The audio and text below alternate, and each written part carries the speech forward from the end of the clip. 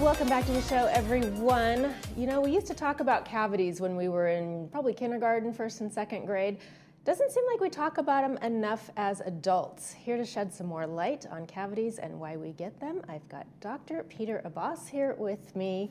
Welcome, Hello, Dr. good morning. Abbas. Hello. Good morning. How are you? I'm great. How are you? Good, good. Happy to be here. Thank you for joining us. Sure. That is kind of a funny topic. It's not something that we think about very often, but we'll get to that in a minute because I want our viewers to get to know you. Sure. How long have you been in the community? What's your specialty? Where you're located? Sure. Give us all the details. Sure, sure. I could start way back. Yeah, go I was for it. born back in Pennsylvania. I grew up here in California, though. I grew up in Redlands, about 60 miles east of Laguna Woods. I went to dental school. Actually, I'll start before dental school. I went to undergrad at UC Berkeley, finished there, and then I went to University of the Pacific School of Dentistry in San Francisco for my dental school training. After that, I did a residency at USC. Finished that. That was a residency in advanced general dentistry. And I've been now in practice for 20 years. Oh my goodness. 20 years. So I started working with another dentist in Fountain Valley, and then have been here in the Taj Mahal building in Laguna Hills for almost 11 years now.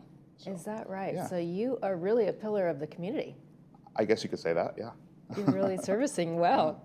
That's fantastic. What made you decide to come to Laguna Woods?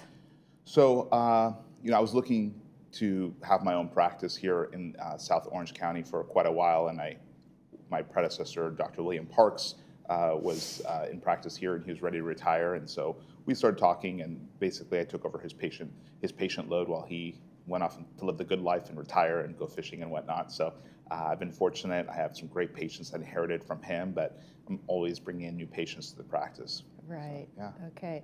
So let's talk about the subject of cavities. Sure. Because I remember, being a youngster in school, and they used to hand out these little, I believe, these little fluoride tablets. Yeah. Right, and they turned your teeth red. Little disclosing tablets, they're called. Do you remember? Yeah. Do you remember those? And Yeah. I refused to have the discoloration in my mouth, so Sure. I threw it in the bushes. But I never got any cavities. So. That's good. Good.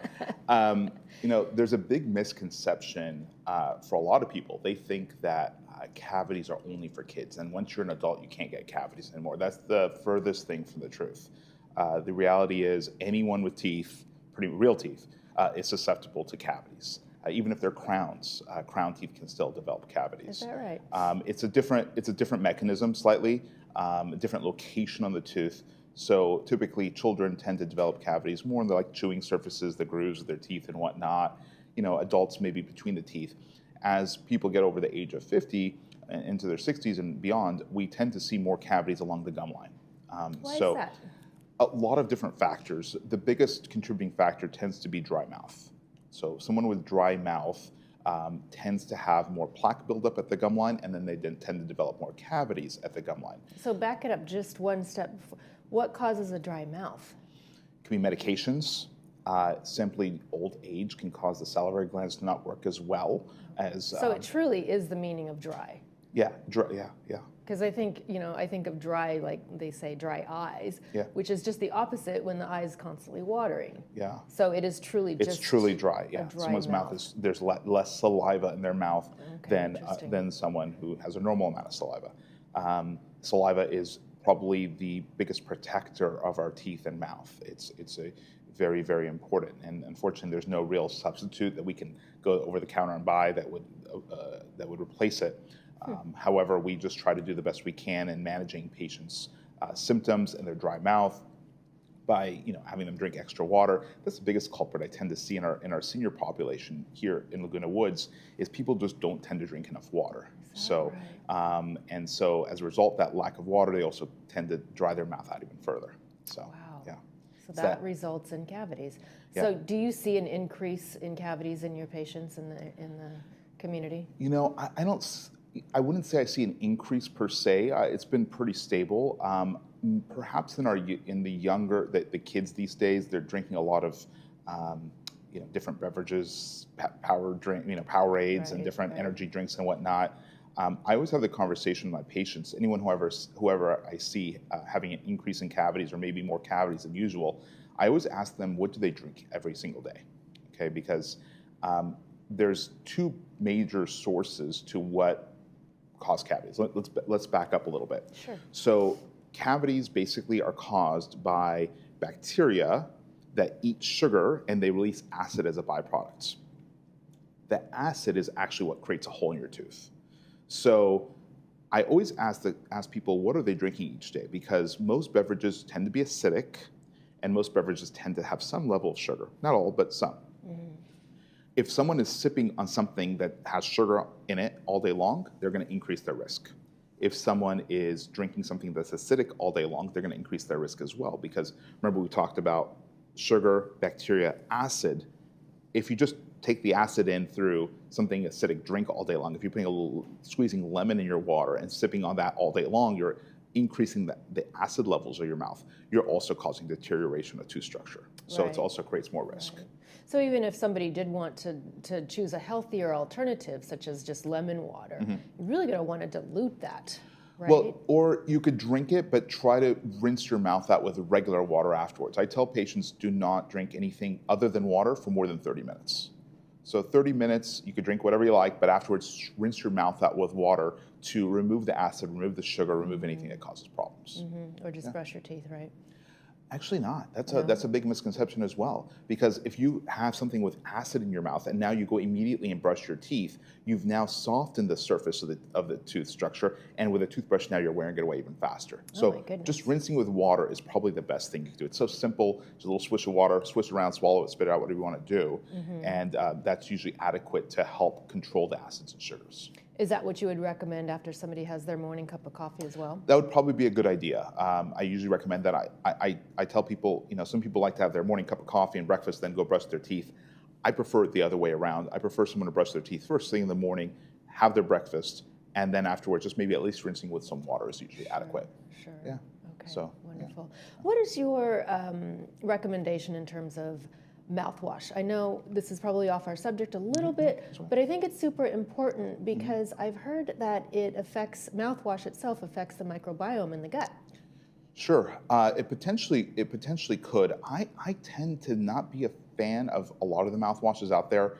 I usually tell my patients to just floss and brush. Those are the two most important things. Most people will tend to do no more than 2 things for their teeth per day.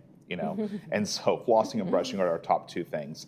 The mouthwash, I will recommend it for some patients who have high cavity rates. There are some fluoride tooth rinses, that are out there that can be beneficial. However, I try to avoid the antibacterial type rinses because, again, you talked about microbiome. Our mouth is a biome as well. Right. And if we're killing off all the bacteria in our mouth, that may not be beneficial. Exactly. So, yeah, so there's a healthy balance in our mouths, just like there is in the rest of our bodies. Agreed. Yeah. So there are some technological advances in the way that you are now looking inside of a person's mouth. Can you tell us about that new technology? So we have a lot of technology in my office. What we really pride ourselves in is basically being an old-fashioned type office where we're taking care of our patients as individuals with a really high-tech twist.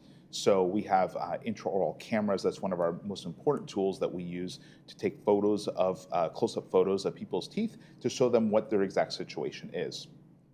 When it comes to fixing the teeth and restoring the teeth, I have some wonderful technology known as CEREC. And CEREC is a hardware and software combination that basically allows me to make crowns or partial crowns or veneers or bridges in one day in the office.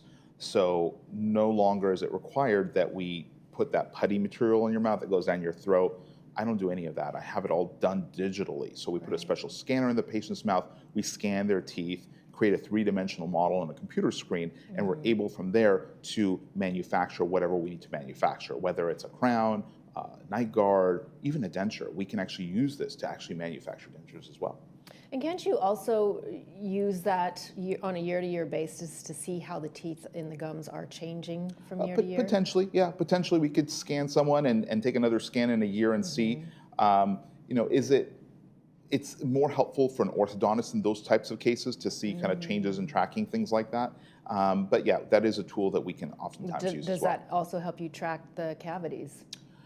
Not particularly. We don't really use that. The cavities are better assessed by visual inspection and x-rays. I tell my patients it's about half of what I see is on the x-rays. The other half I get is from visual inspection. Interesting. Yeah. Okay. How many times a year do you recommend patients getting a cleaning? Everyone's a little bit different. At minimum, twice a year. Most patients having to come in a little bit more regularly, to be honest, myself included. I get my teeth cleaned every 3 to 4 months personally. It's super important. Everyone builds tartar at a different rate. Everyone has a different level of gum disease issues that they have, the challenges they have. So some patients need to come in every 3 months, some every 4, some every 6. It really depends on the case. We always recommend we have our patients come in, and after our initial cleaning with our dental hygienist, we're able to determine what the exact ratio or how often they're supposed to come in is, and we go from there. Wonderful, wonderful.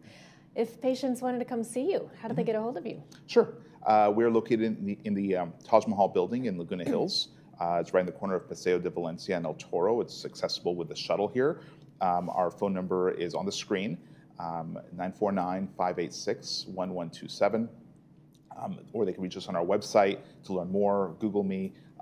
Happy to help. We do complimentary consultations for all our new patients, or a complimentary second opinion if they're a previous patient, they're going somewhere else. We're happy to see people and just give them our honest 2 cents, and we take it from there. Wonderful. So, yeah. Thank you so much. I enjoyed this conversation, and back to the basics, right? Yeah, absolutely. It's important. Something so simple that we need to really stay on top of. Absolutely. Thank you, Dr. Abbas. Appreciate you coming in. My pleasure. Thank you. Thank you. You're watching This Day on Village Television. We'll be back in a moment.